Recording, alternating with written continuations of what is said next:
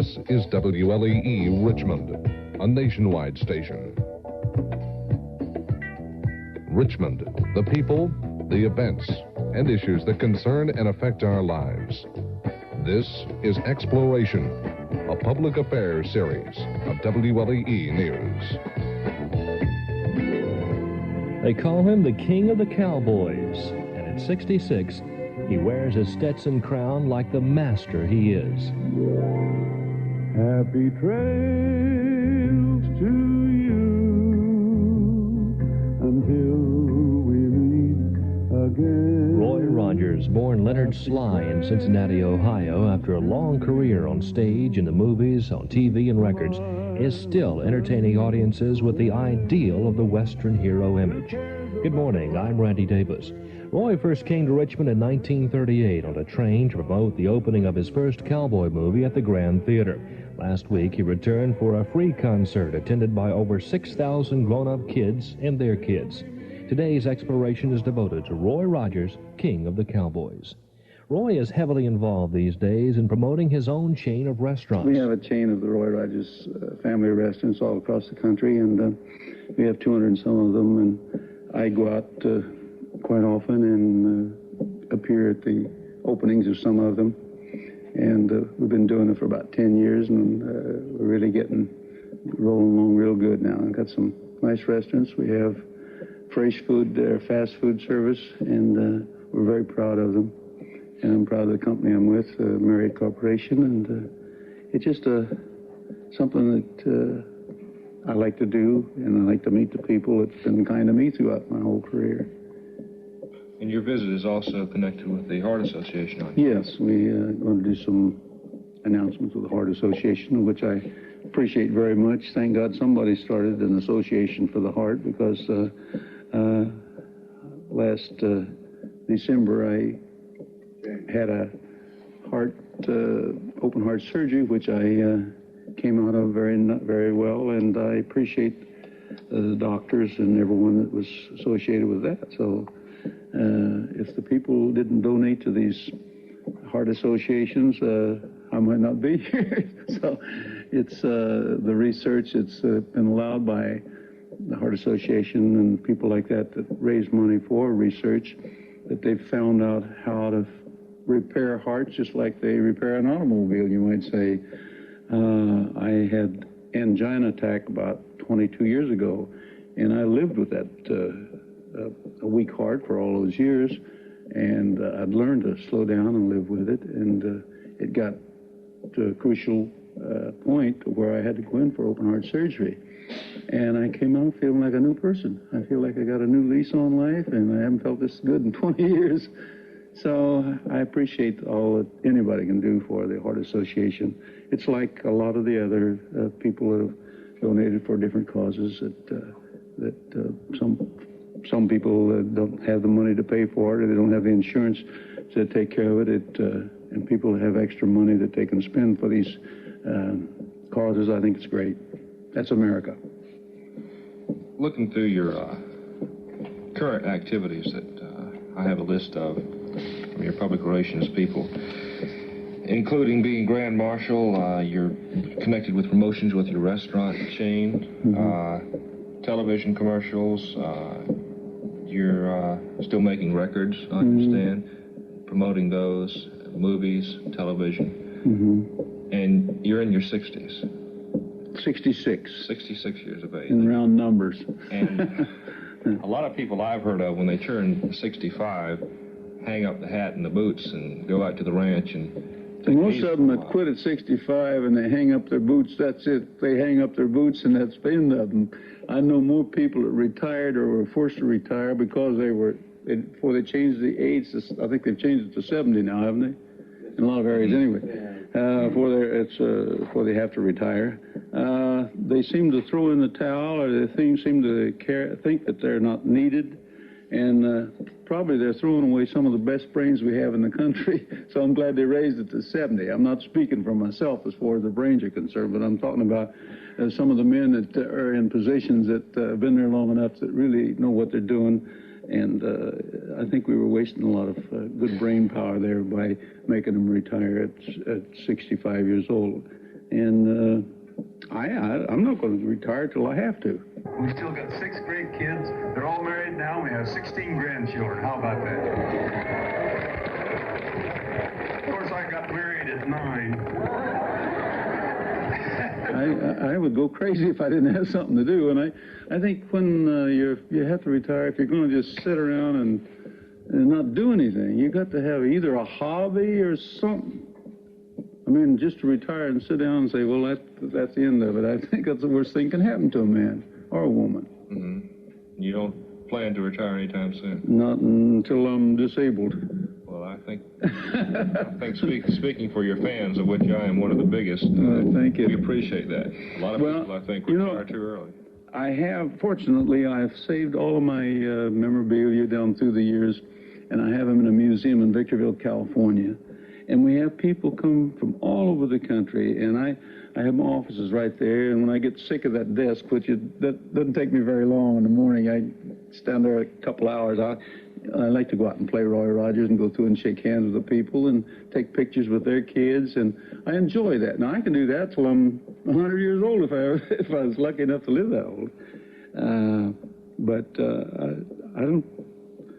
I don't ever intend to retire unless I have to, you know. You know, when our kids were growing up, some of the most wonderful things that happen, everybody has nice things happen to them. Once the kids are growing up, little things you like to remember. One time, we adopted this little boy in Kentucky, and he was just 5 years old when we got him, but he'd been used to watching our television on this, a show on the screen back in Kentucky. He knew Bullet and Trigger and everybody, you know, Buttermilk and the little Jeep Nellie Bell. So we got him to California, and one evening we were sitting there watching our show, and there's a scene in the picture where I'm chasing this outlaw on Trigger, and I'm about ready to jump off Trigger on this guy, little Sandy's sitting there by the screen with his nose glued to the screen, and got to this exciting part when I'm about ready to jump off a Trigger. He jumps up and he points at the screen, he says, "Hey, Daddy!" He said, "That's Roy Rogers." Sickness, that's another thing. If you're sick and you just don't feel like doing anything, that's one thing. But if you're well and feel like doing something, I think you should be able to do it. Well, you're not sick and you look very well. Is there anything in particular you do to keep yourself in shape? In shape. Yes, I do a routine of exercise, and I in the morning, the first thing, and then I walk 2.5 miles. Especially since my open heart surgery, because I had angina before that, and I couldn't walk. But now they put me on a walking routine, and it really gets you started. And it's I feel better than I felt before I had my attack 22 years ago. We're going to have a question and answer situation. If you got any questions, as I mentioned earlier, I play guitar, a mandolin, a little bit of fiddle, bass. But for years, when I was working Trigger and emceeing the show, they're just in the way. It's hard to mess around with a horse and do a lot of tricks with a guitar. But I started out playing the guitar many years ago. I was raised on a farm down in Ohio, and my mom and dad used to play for old square dancers. And my 3 sisters and I all learned to play mandolin and guitar. I just like to throw in a word of advice for all men as fast as the world is going today, and making a living and fighting the competition and everything. Be sure and make a point to have a checkup. 35, I had mine when I was 44, so it seems like the crucial age is 35 to 45 in there. And at that time, I thought I was going to live forever, and I didn't think there's anything wrong with me, so why bother with a doctor? Mm-hmm. But that's the wrong attitude. I didn't go see a doctor, and I might have been able to head it off. And that's what I think that all men and women have a checkup and find out if there's any potential heart attack or angina attack, whatever it happens to be. And they can pick up a lot of those things. Science has learned a lot in open heart surgery and what makes a body tick. And before it's too late, I think it's a great idea have a checkup. Why's your head come off when you ride Trigger? Well,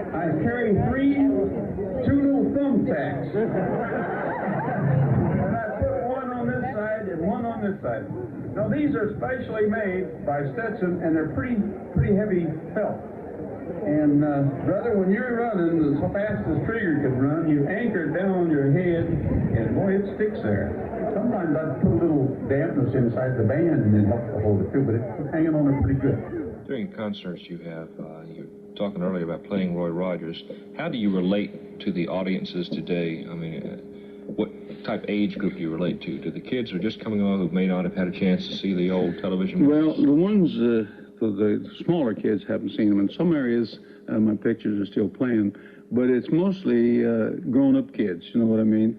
I cover about 3 generations of kids, and of course, I think we all, you take all the boy out of a man, you don't have much left. I think we all have a little boy left in us somewhere along the line. And just from experiences I've had at the museum meeting people, and I've had people come up to me all ages and say, Roy, I've been watching you since I was a little bitty girl, a little boy. It makes you feel good. And these are the people who will probably be out there at the restaurant when our opening. And we have a question and answer, give people a chance to, all their lives they've been wanting to ask something. You know, most of my letters, I get millions of letters down through the years, and all of them want to know something. They ask something about this, that, or the other, you know, the horses, or Gabby, or Dale, or Bullet. Or, I do some yodeling, and the Sons of the Pioneers are with me. Tumbling Tumbleweeds is one of the favorite songs they always get requests for, and Cool Water. And we'll just do whatever they want us to do. You know, it's kind of a easy type show. Tell us something about Dale and Gabby and Bullet. Well, Dale's, as you know, she's a very prolific book writer. She's a fine writer, and she just finished a brand new book. It's a 17th book she's written, and it's on child abuse, which is very high right now. It's the #1 killer of our young babies, small children. And Dale did a lot of research on this book, and she called it Hear the Children Crying. And she's doing a lot of work publicizing that with her publishing company. And, of course, Gabby, he's been gone for quite some time now, 5 or 6 years. And Bullet is beautifully mounted, looking up at Trigger in our museum in California, Victorville. And Nellie Bell's in there, the little Jeeps in the museum. Does Nellie Bell still run? Yes, Really? Sure does. I drove it into the museum and put it up on jacks, and it's sitting there waiting for Pat to come back.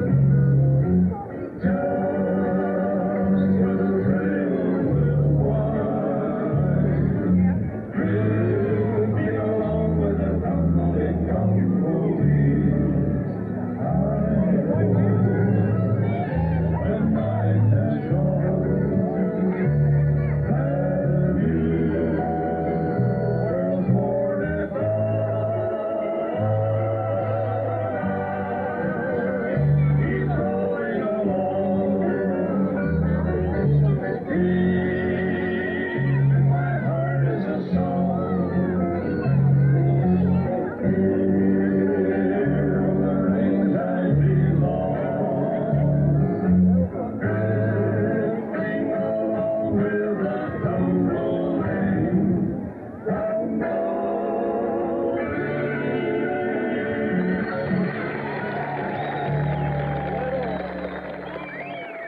How long have you been acting? Well, I never did act, I don't think. Well, getting paid for what you do. Put it that way. I say that because I always played Roy Rogers in my pictures, most of them. I did some where I did Jesse James at Bay, where I played a dual role, and also one called Billy the Kid Returns, where I played a dual role. And the reason I said I never had to do any acting, I played Roy Rogers in the series, you know, and it was easy for me. I didn't have to play some character, you know. How and when did I start to yodel? Well, the first guy I ever heard yodel was old Jimmy Rogers way back. Bless his heart, he was kind of the forerunner. Because, as you know, the yodeling came from the Swiss over in Switzerland. He used to do a different type of yodeling. And Jimmy, when I was a kid, I used to listen to, I had a couple of his records. And I tried to improvise on them and change them around and where I could put them on different tunes and different type of tempos. And so a lot of the yodels you hear today were taken from some of the ones that I've developed down through the years because we were together, the Sons of the Pioneers, since 1932. I made 188 pictures altogether, and lucky enough to have the great horse Trigger as my sidekick all the way through. And I was blessed with some very fine human sidekicks, such as Gabby in the theater pictures and Pat Brady in the ones we made for the television series. And it's just, it's been very rewarding down through the years to be associated with those kind of people, especially when you have to work with them a long time. In the movies and TVs, you've been called the king of the Cowboys. Mm-hmm. You've been a cowboy, I guess, most of your life in that sense. Yes. Well, the King of the Cowboys came when I became #1 in box office as far as money making in the box office of all the theaters across the country. And I was there right on up and through till they started closing all the theaters and television took over. How do you think the image of the cowboy has changed in the mind of Americans these days? I mean, with movies about outer space coming along. Well, I think it goes in cycles. If you look back how television changes ever so often, one time when it first started, it was nothing but cowboys all over the place, and they hit a saturation point till they had cowboys running out their ears, you know what I mean? Right. And it hit a saturation point of where people wanted something else. Then they come in with the gangster thing. Then they come in with the cops and robbers. And then now it's a space. And I think it'll probably get back to the cycle of cowboys a little later on when they get away from them. A new generation comes up, it'll be new to them. It kind of runs in cycles, like I believe. How do I like to be a cowboy? Well, if I didn't like it, I sure wouldn't be here tonight. Yeah, it's very nice to be a cowboy. I have some racehorses out home, and I have some offspring of Trigger Jr., and we have a museum out in Victorville, California, where I can go through and play Roy Rogers 5 or 6 times a day and shake hands with the people and take pictures of their kids, and it's very nice. And in fact, I have a horse running at Del Mar today. I hope he isn't still running.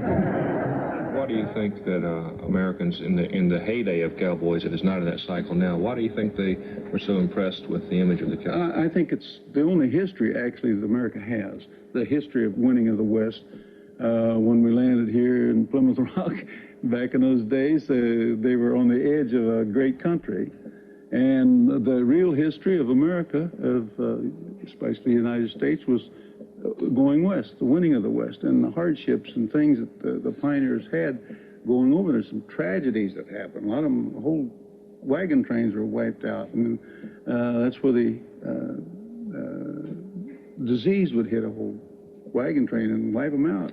All kinds of things like that happened, and that's our history of how the struggle it was to get from here to the West Coast and fighting not only the Indians, but the poor Indians were fighting for their lives, you know, because we were taking over their country, and the weather and everything.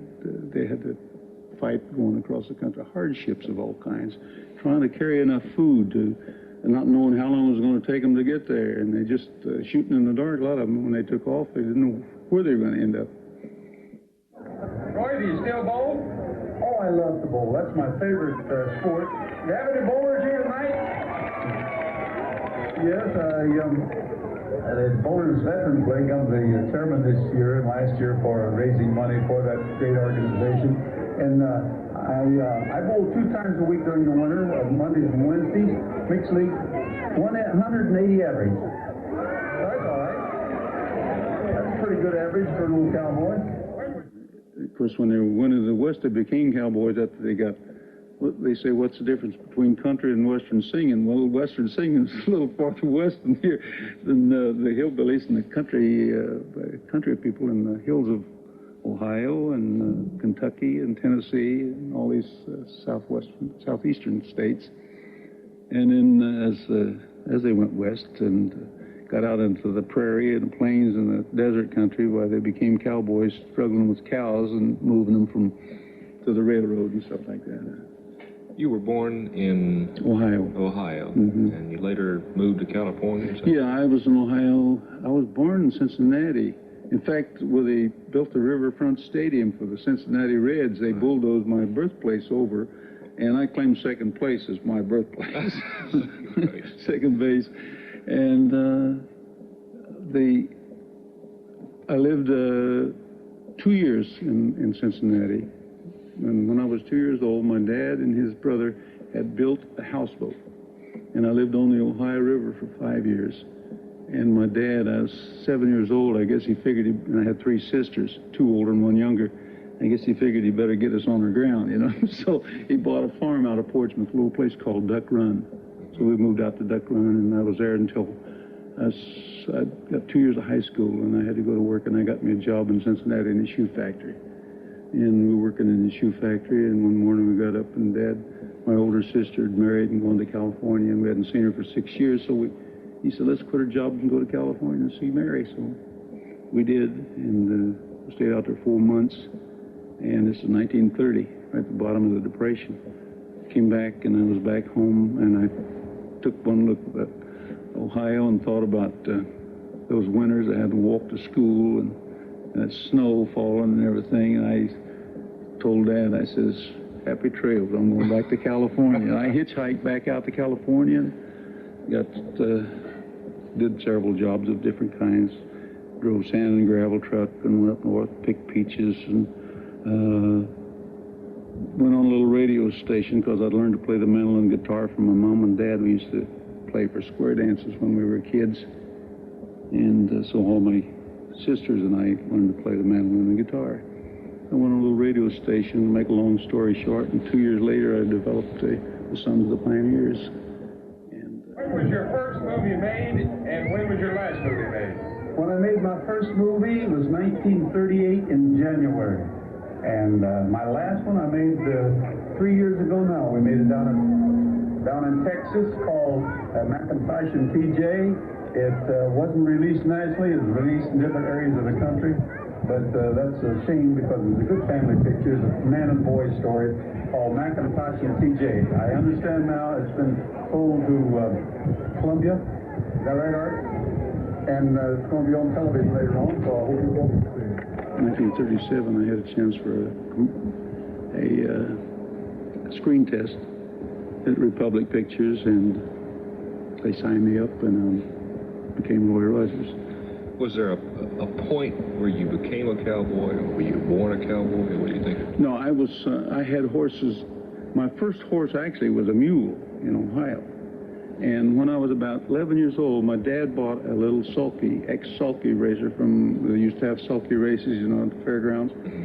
And I rode her to school and church and things like that, and that was my first horse. But I learned to ride at early 7 or 8 years old. And of course, riding is just, it doesn't take you long to actually learn to ride. It's just getting good at it is another thing. You can look like a sack on meal on a horse, or you can look like you know what you're doing. And it's, the horse has a lot to do with it too. You can get on different horses, and they're not all the same either. They're like people, they're all different. And Trigger was the best. He was a great horse. You get a chance to ride much anymore? No, I don't particularly care about riding just for the fun of it. I had to do it for so many years that it became part of your job, you know. And I don't, just to go out and ride for pleasure, I don't particularly care about it. One last thing.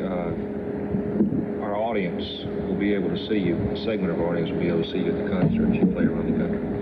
But I imagine people have asked you when you're going to get back into television, when you're going to get back into movies. I don't have any plans to do any movies unless the right kind of a story came along. And what's the right kind of a story? One that's halfway decent. That's about as flat as I can put it. Some of the pictures, I say this all the time, I wouldn't even let Trigger watch. But no, I think there's a time and a place for everything, and some of the things they're putting on the screen today, I think are ridiculous. And that's not sour grapes or anything, but I'm a family man, and I know how hard it is to raise a family, and they don't help it any. Smiling until then, who cares about the clouds if we're together? Just sing a song and bring the sunny weather. Happy trail to you till we meet again. Some trails are happy ones, others are blue. It's the way you ride that trail that counts. Here's a happy one for you. Happy trails to you until we meet again. Happy trails to you. Keep smiling until then. Who cares about the clouds if we're together? Just sing a song and bring the sunny weather. Happy trails to you till we meet again.